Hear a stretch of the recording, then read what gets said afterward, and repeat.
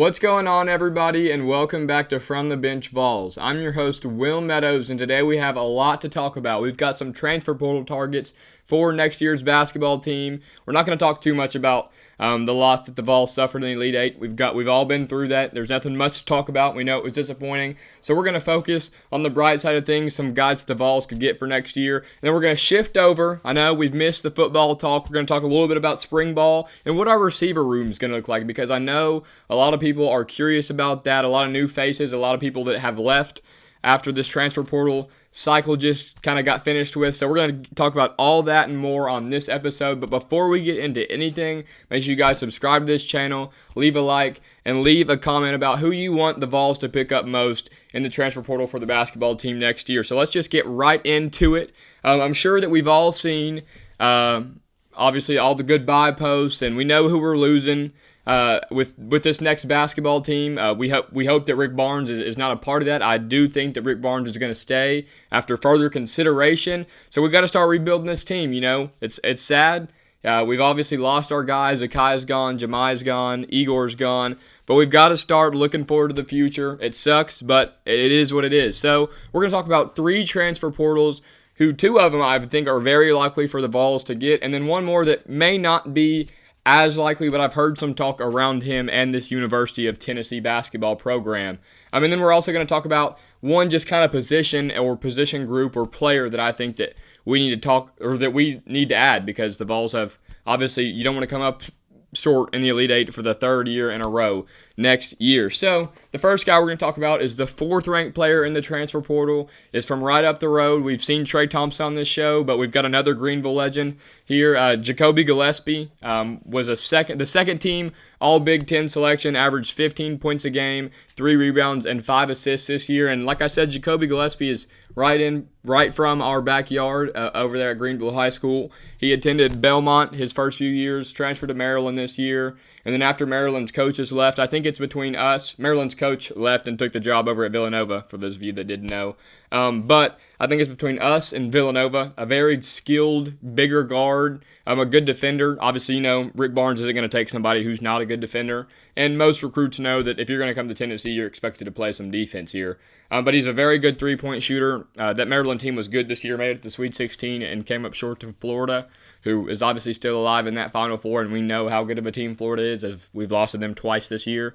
So Jacoby Gillespie, certainly a name to look out for. Like I said, it's definitely between us and Villanova, and I don't remember who it was, maybe Nako's of On3 gave us a prediction or whatever. It's not a crystal ball because that's 24/7, but whatever prediction it was, he said it was 70% confidence, so we'll see. I hope that Jacoby Gillespie can become a Vol, because I'd love to have him on the show, see if that's possible, but we'll see. And then another guy, he was the 4th ranked guy in the portal, by the way. Another guy that I think is very likely for us to get was recently on campus earlier this week, Isaac McKneeley, one of the best shooters in the portal. He's the 6th ranked guy in the portal, the best player from the Virginia Cavaliers last year, and he played good against us when we played him. But he averaged 15 points a game, 3 rebounds a game, and 3 assists a game. So Isaac McKneeley is definitely a name to look out for. He is the one I'm most confident, me personally, that we will get.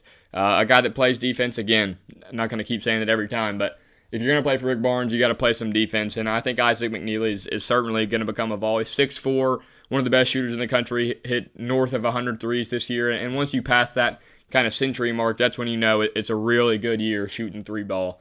So Isaac McKneeley, a guy that I really think that I'm confident that the Vols will end up getting this year. And then another one who maybe not the most confident that we'll get him, but I've seen some, you know, when Tipton edits posts like blank is going in the transfer portal on Instagram or anything like that, people are obviously going to comment, but I saw a lot of people saying he's a Vol down there. RJ Lewis Jr., the reigning Big East Player of the Year from the Johnnies, coached by Rick Pitino, left because he's going to the draft. What these guys do is they'll go to the draft. If they don't like what they see, they will keep their college eligibility and that they will go transfer somewhere else. So he's not playing at St. John's next year. And they kind of had a rough ending to a pretty good year. Like I said, Big East Player of the Year, and struggled from the field in their last game. You know, they got upset by the Arkansas Razorbacks in the round of 32. And R.J. Lewis was 3 of 17. Yes, not very good, but 3 of 17 in his last game as a Johnny. And, you know, like we said, the Big East Player of the Year, averaging 18 points a game, 7 rebounds a game, 2 assists a game. I mean, this is your best player. And Pitino benches him. Final minutes of their season, 2 minutes left, 2-point game, and Rick Pitino leaves him on the bench and doesn't ride it out with the guy who got you there. Some people disagree, some people agree. I mean, some people have the mindset, it's not his night, he's not the one. And then there's the people that's like, you're going to go with the one that got you there. I am personally on the side of the fence that's, you're going to go with the one that got you there. You wouldn't take out, you don't want to say Michael Jordan, because obviously this guy's not Michael Jordan, but he's a good NBA player. Like Tyler Hero, I mean, obviously he is the best player, best scorer for sure on the Heat. If Tyler Hero is 3 of 17 with 2 minutes left in their season, you're still going to play Tyler Hero, and you're going to give the ball to Tyler Hero. That's just the nature of the beast, and that's a basketball in a nutshell. Like, you're going to go with the guy that got you there. Rick Pitino didn't feel that way, and R.J. Lewis Jr. is out the door for the St. John's. I guess it's Johnnies. I don't even know what their mascot or whatever it is. I don't know what it is, but I'd love to see him in orange and white next year, a 6'7" wing, a lot of upside. Already obviously filled out a lot of that upside, averaging 18 points a game, but I could see him coming to Tennessee. Not one I'm more confident about, but one that I'd like to see. And then, you know, we named 3 guards, and that's a lot of perimeter guys, but one just area of the basketball team that we need, in my opinion, is a threat to score the ball on the low block or in the pick and roll, a post scorer. A big guy that can go get a bucket. Because if you see, I mean, these 4 teams that are left, they all have a guy that you can give it to on the low block and say, go get a bucket. We don't have that. We haven't had that. Because I even saw something on social media today, like an all-time Rick Barnes team, and the center was Kyle Alexander. Like, no disrespect to Kyle Alexander, but he just was not anything special at all. The fact that we haven't had a legitimate center, or a center get legitimately to the league, like obviously Kyle Alexander played in the Summer League and had a G League contract there for a while, but the fact that we haven't had a center legitimately get to the NBA since Rick Barnes has been the coach here is kind of a concern. And I'd like to see the Vols go after a guy that, you know, when the other team's on a run and your three-point shooters aren't hitting, you just pass the ball to him down the low block and let him go get a post up. Because we saw it with Houston. We'd hit 2 threes. Gainey was getting hot there in the second half.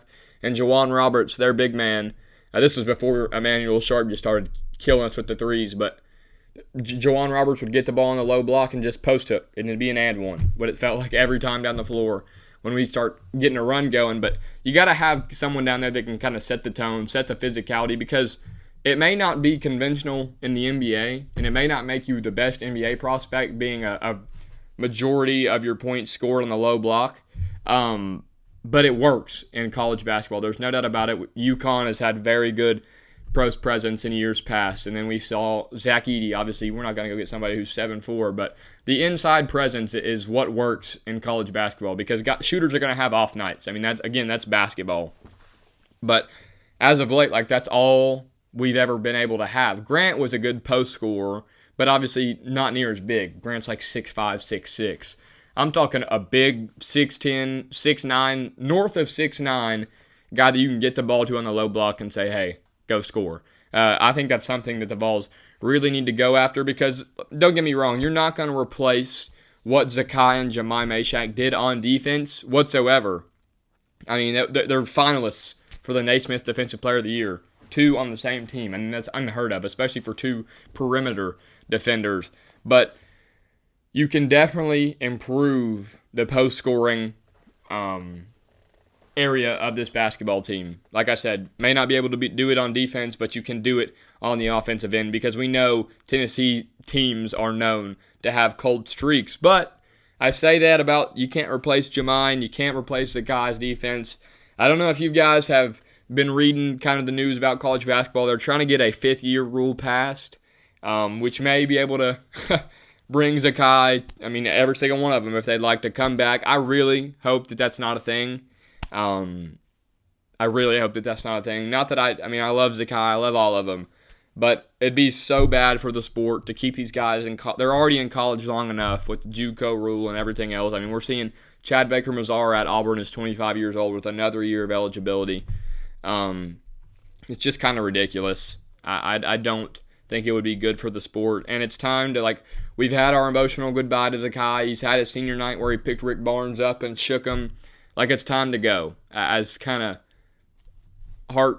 as kind of gut-wrenching as that sounds, it's time to go. Let him ride off into the sunset, and he's had his sad goodbye, but a good goodbye. So there's no reason I would really not and I think if it does get passed, it won't be in time for Zakai. But I know I've seen some Tennessee fans on social media saying that there's still hope that Zakai and all them can come back.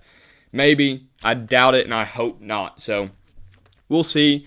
Like I said, we're not going to talk anything about this Houston game. We all know what it was. I don't feel like there's much to talk about. But we will start talking about Tennessee football. I know a lot of people have missed it. I can see it in the viewership of this channel. I know a lot more people are concerned about this football team and interested in this football team than any other sport. There's no doubt about it. The football team, let's talk about it. Spring practice is underway. It's been underway for quite some time now, a few weeks or a week or so.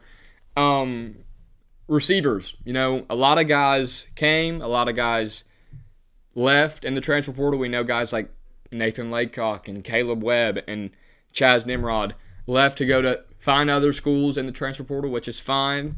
But we also had our little worry there with Mike Matthews, but he ended up coming back. But a lot of people were not, how do I word this without being I'm sorry, that's why I'm kind of stuttering here. A lot of people were not happy with the way the receiver group played last year. A lot of drops, a lot of struggles to get separation, inconsistent on the deep ball with Nico, which is some receivers, some Nico, which he'll definitely have to get better at. But a lot of guys were just not very fond of it because we're used to Josh Heupel, air raid, 50 points a game. We're used to putting points on the board, baby.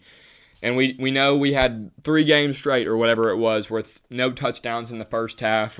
We struggled on offense this year, to say the least. I mean, we saw it in our last game of the year against Ohio State. We couldn't stop them, but we also couldn't score and get open whatsoever. Nico could not find an open man down the field to save his life. But this year, we've heard a lot of positive reports of new receivers, some new faces you might see in the checkerboard this year. We've seen Braylon Staley, who's a rising sophomore. Heard great things about him. Mike Matthews, like I just said, heard great things about him. Chris Brazzell, we've seen him make plays. Obviously, the first one that comes to mind is that toe tap kind of falling catch against Alabama that ended up winning us the game. But we've got some new faces. One not so new face, but it will be on that side of the ball, is Boo Carter. I don't think he's going to start on that side of the ball, but he's definitely going to play both sides of the ball, whether it be 20 snaps, 30 snaps, 15 snaps. We'll see. Obviously, if he's playing better and picks up that offense more and more and more, he'll play more and more and more. Obviously, he is going to be one of the better defenders on the defensive side of the ball this year. You've got Joshua Josephs and Jermon McCoy, but after that, the first one that comes to mind is Boo Carter. So Boo Carter is going to be a new face on that side of the ball. But we've got Travis Smith, who is a lanky, very athletic speedster. He's a freshman. We haven't really seen freshmen get that green light in this Josh Heupel offense really early. But, with shortage of depth, there's going to be freshmen who get that green light early, and they're going to be given an opportunity to make the most of it. And then we're also going to have sophomore Radarius Jackson be in that rotation. Was a 4-star last year, so a lot of new faces that you could see in that end zone this year. Another pass catcher that we're hearing great things about at spring practice is Ethan Davis, who's a rising junior, a former 4-star recruit out of Georgia. We're hearing a lot of good things out of Ethan Davis. And, Miles Kitselman's coming back, but he just had that injury that's going to, he's not going to miss the whole season, obviously, but he may struggle to get back for that opener against Syracuse. But Ethan Davis, we're hearing a lot of good things about him. The pass catchers are looking good. Like I said, it's going to be a lot of new faces in that end zone. There's no more Dante Thornton. There's no more Dylan Sampson, even though he was more of not a pass catcher, you know what I mean. But there's no more Brew McCoy, no more Squirrel White. So just about a complete overhaul outside of Chris Brazzell. And obviously, those guys were here last year, but just didn't get much run. Outside of Mike Matthews, got a little run, especially there towards the end of the season against teams like Vanderbilt where he scored a touchdown. But a lot of new faces, a lot of guys that it's going to be reps until that Syracuse game to open up the year, because it's young guys with young guys. We know Nico's going to have to – it's hard to throw to new receivers. I mean, it's not hard but it just takes reps, You're finding new speeds of guys. These guys are we've seen how Boo Carter flies around on defense. I'm sure he's going to do the same thing on offense. He's going to be a guy that I feel like will just get the ball in his hands and say, Boo, go make a play. I think he's going to do that for us all year. I'm very excited for these pass catchers this year. I think Nico is definitely going to have a step-up year because obviously I'll be straight up and say it. I know some people won't. I think Nico had an underwhelming year last year. The offensive line's got to be better for him. Lance Herbert has definitely got to be better for him at that tackle position, but we've got David Sanders, the number one offensive tackle in the country, coming in to help protect Nico, but Nico's going to have to make that jump. We saw the jump. I didn't see it. I've heard about it and read about it.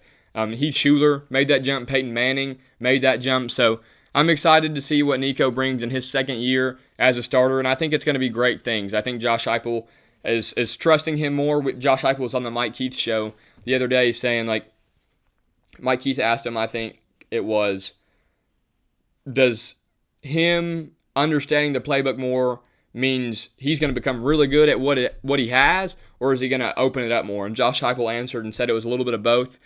He's got a much better understanding because there's no doubt about it. This spread out, high pace, go offense, it's hard to learn, man, especially as a young guy. It's hard to learn it. And Josh Heupel said that he's understanding this playbook a lot more, and understanding it a lot more, it's just like anything else in life. It lets you learn more.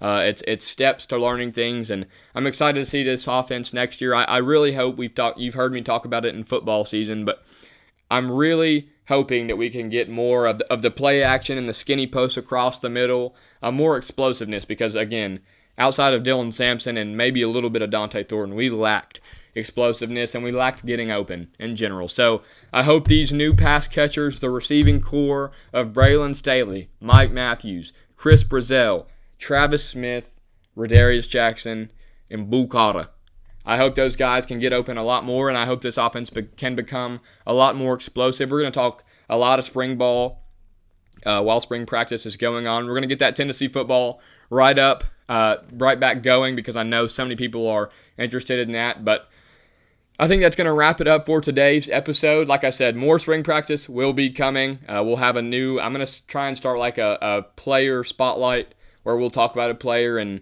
a new guy that's going to become a lot bigger, have a bigger role in this offense / defense, a lot bigger role on this football team next year. So I think that's going to wrap it up for today's episode. Again, thank you guys for watching. Make sure you guys subscribe to the channel, leave a like, and leave a comment of, one, who do you want to see the player spotlights first? Obviously it can be Nico if you'd like, but more of a guy like Braylon Staley, who is going to become a lot bigger piece of this football team. And then also who you want Rick Barnes and company to go pick up in this transfer portal, because we know the portal is crazy. North of 1,000 kids in there right now, and there's a lot of good basketball players in there waiting to find a new home. So thank you guys for watching.